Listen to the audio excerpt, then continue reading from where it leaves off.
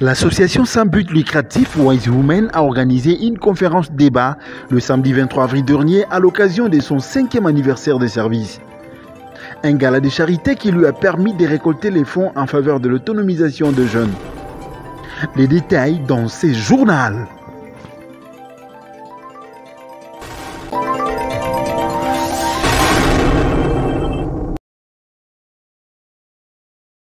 Poursuivons ce séjour à Lubumbashi dans le cadre des travaux de la table ronde sur la paix et le vivre ensemble RDC, le Premier ministre Jean-Michel Sama Lukonde a échangé ce samedi 23 avril avec les présidents des assemblées provinciales et les 9 gouverneurs de province des 2 espaces Grand Kasaï et Grand Katanga. Concernant les différentes spéculations sur les éventuelles tensions entre Katangais et Kasaïens dans la ville de Lubumbashi, le vice-premier ministre de l'Intérieur, Sécurité et Décentralisation et Affaires coutumières, a rassuré qu'il n'y a pas de tension entre ces 2 communautés. J'ai essayé de parcourir les quelques communes de la capitale du Haut-Katanga. Je n'ai pas rencontré, ou je n'ai pas encore rencontré, 2 ressortissants du Kasaï et 2 Katangais en train de se battre dans un quartier donné. J'ai comme l'impression que, oui, des problèmes se posent, mais on ne sait pas dire de quoi il est effectivement question. S'agit-il de tensions communautaires parce qu'il y a des Katangais qui ne veulent pas voir des Kasaïens? Je ne pense pas qu'il s'agisse de cela. Il faut que, comme responsables, les gouverneurs, les assemblées provinciales, le gouvernement de la République, nous puissions nous mettre en tête qu'il y a cette situation socio-économique qui ne va pas à travers la République et plus particulièrement dans ces 2 espaces ici qui pose problème, et il suffit qu'on améliore cette situation socio-économique pour que les choses puissent changer, et on va voir Kasaïens, Katangais qui se donnent de petits coups d'amour tout simplement, au lieu qu'on puisse nous amener cette histoire de tensions communautaires. On ne sait. La situation économique de ces 2 espaces préoccupe également le gouvernement de la République, a laissé entendre le vice-premier ministre, ministre de l'Intérieur et Sécurité.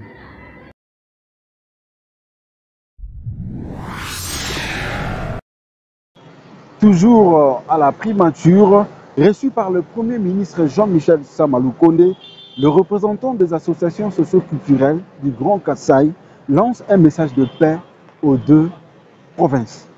Suivez.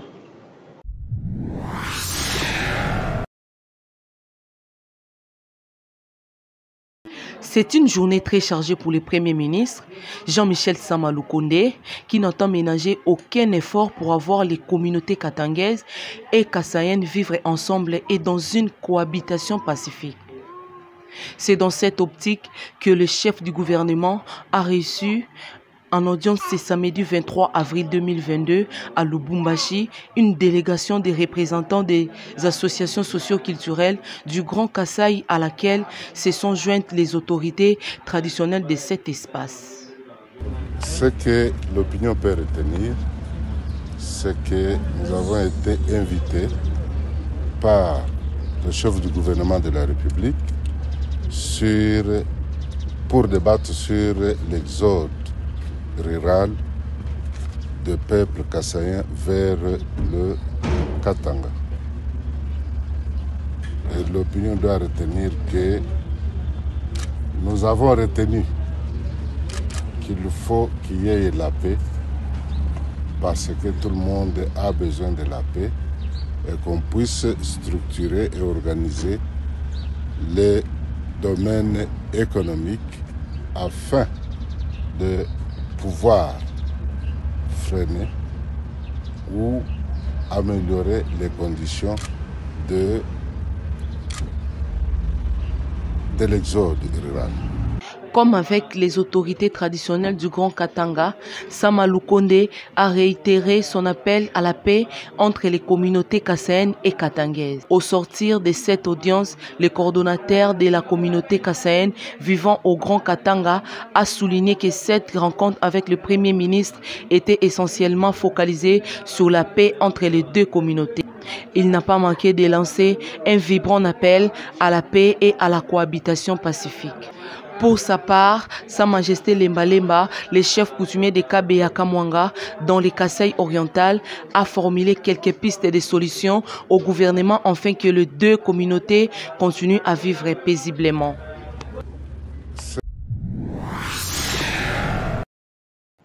Déterminé à rétablir le vivre ensemble entre le Katangais et le Kassaïen, le Premier ministre Jean-Michel Sama Lukonde a conféré avec les autorités traditionnelles de l'espace Grand Katanga. Suivez.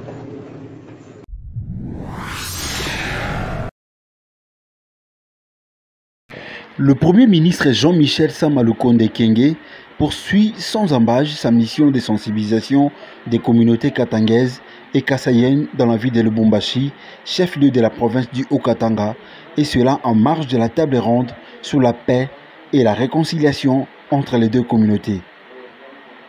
Le samedi, le chef du gouvernement a reçu en audience une délégation des autorités traditionnelles du Grand Katanga. Un seul message a fait l'objet de cette rencontre, la paix.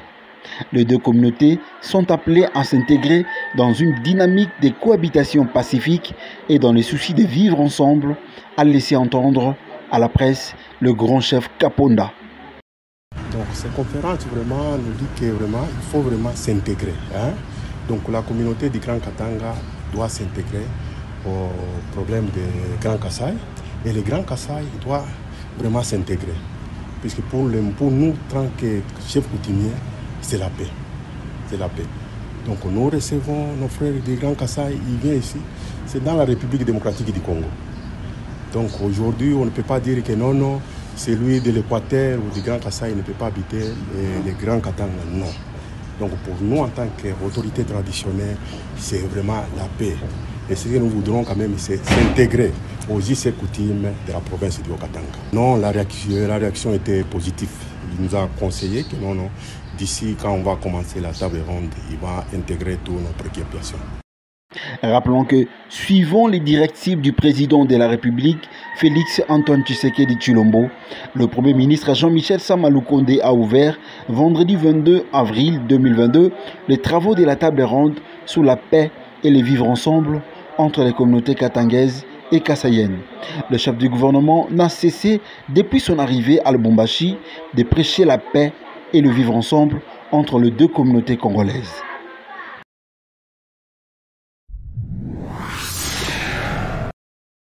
Changeons de chapitre, chers téléspectateurs. L'association sans but lucratif Wise Women a organisé le samedi 23 avril dernier une conférence débat à l'occasion de son 5e anniversaire. Un gala de charité qui a permis de récolter les fonds en faveur de l'autonomisation des jeunes. Lumière Nissi était là, présente sous les images de John Kassongo. Suivez.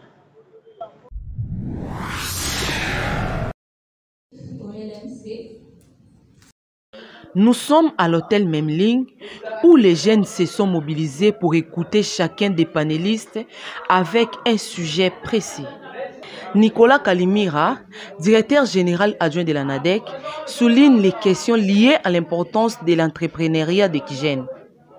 Vous devez savoir que beaucoup de ces pays-là ont émergé grâce à l'entrepreneuriat. Et pourquoi? Parce qu'ils ont mis dans leur système d'enseignement, dès le départ, ils préparent les jeunes à l'entrepreneuriat. Ce n'est pas comme ici chez nous. C'est-à-dire que ici, on forme les jeunes pour être demandeurs d'emploi plus tard. Et on ne forme pas pour créer. Ce qui est différent des autres pays développés.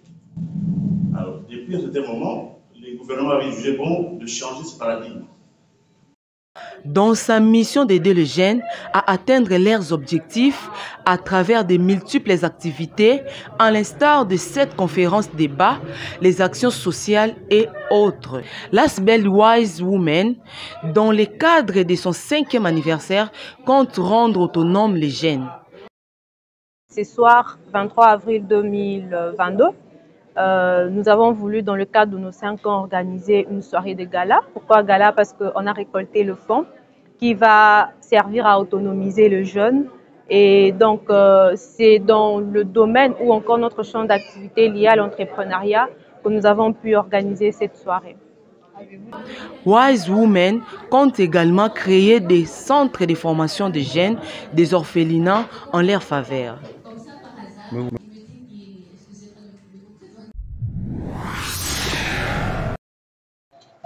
D'un sujet à un autre, la charcuterie Franca Sarbati Moninga a célébré son tout premier anniversaire à son siège de 13e rue Lumété le dimanche 24 avril dernier. Un moment pour eux de retrouvailles, des réjouissances, mais aussi de la remise de brevets aux travailleurs qui ont fait 365 jours de fidélité. Lumière Nissi était là présente sous les images de Jordan Kassongo. Suivez.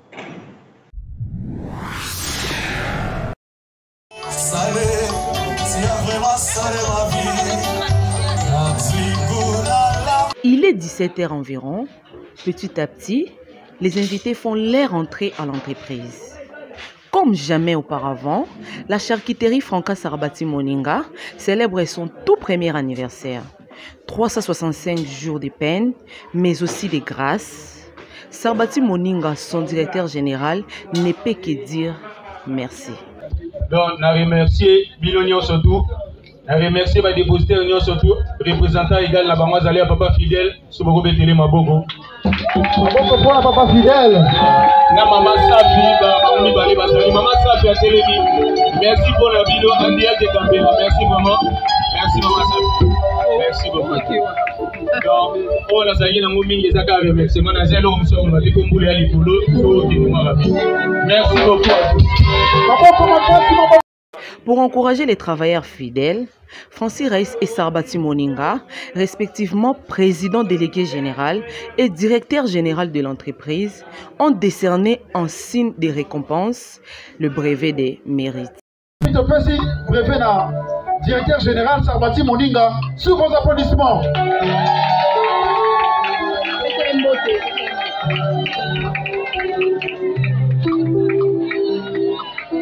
Merci Maboko, s'il vous plaît.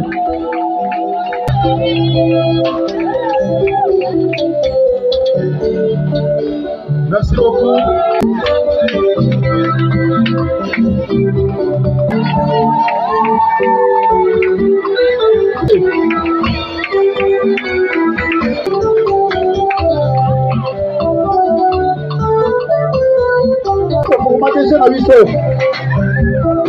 Merci beaucoup, monseigneur.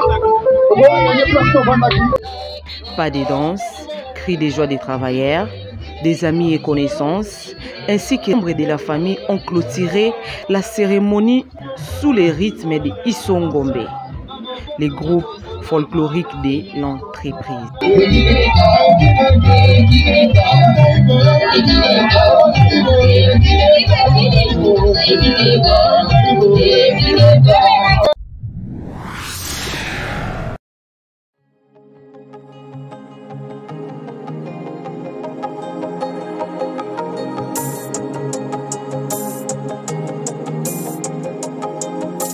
Depuis plus de 50 ans, les groupes électrogènes FG Wilson bénéficient d'une grande confiance pour fournir l'électricité essentielle en un large éventail d'applications à travers le monde.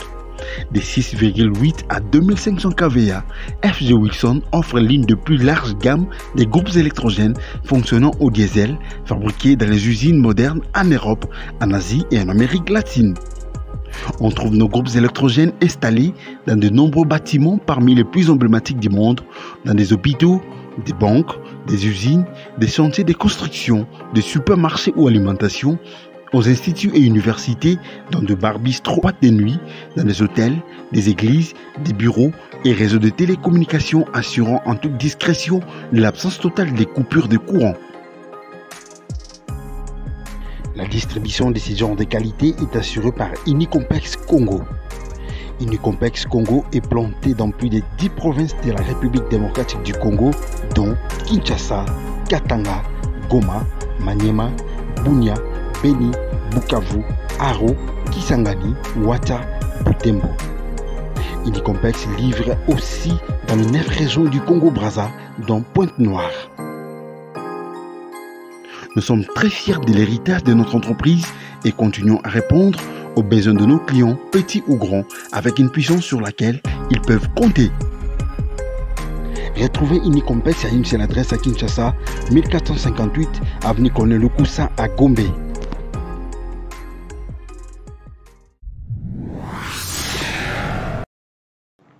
Nous voici arrivés à la fin de cette grande édition du journal. Madame, Monsieur, merci d'être toujours ensemble avec nous. Continuez à vous abonner sur notre chaîne YouTube Baobab News GV. Que Dieu vous bénisse. Au revoir.